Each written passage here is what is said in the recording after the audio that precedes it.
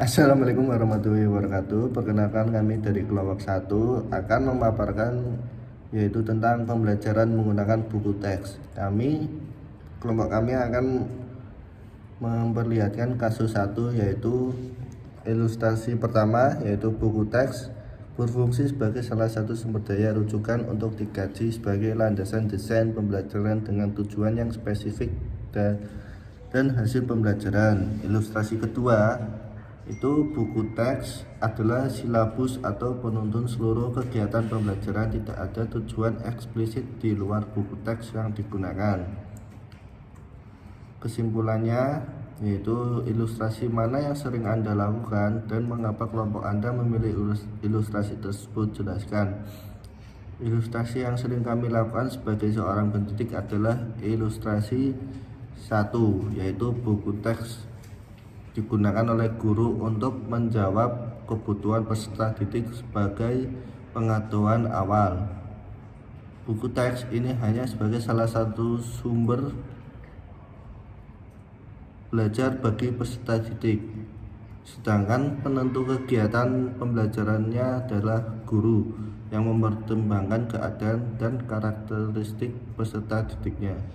Tujuan yang spesifik inilah yang menjadi pedoman guru dalam merencanakan proses pembelajaran. Lalu yang kedua, ilustrasi mana yang menurut Anda cocok dan sesuai untuk peserta didik kekinian, jelaskan. Menurut kelompok kami, yaitu ilustrasi yang cocok dan sesuai untuk peserta didik kekinian menurut kami adalah ilustrasi pertama.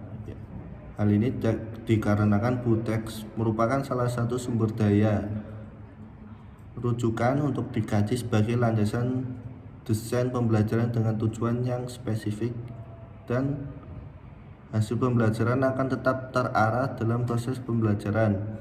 Namun dalam pembelajaran, buku teks bukan merupakan satu-satunya sumber belajar.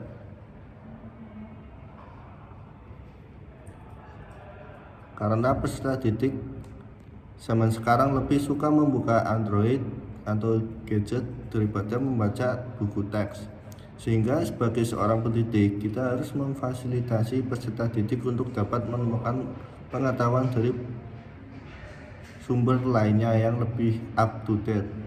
Penggunaan buku teks sebagai penuntun seluruh proses pembelajaran kurang sesuai dengan peserta didik dengan gaya belajar audiovisual dan kinestetik.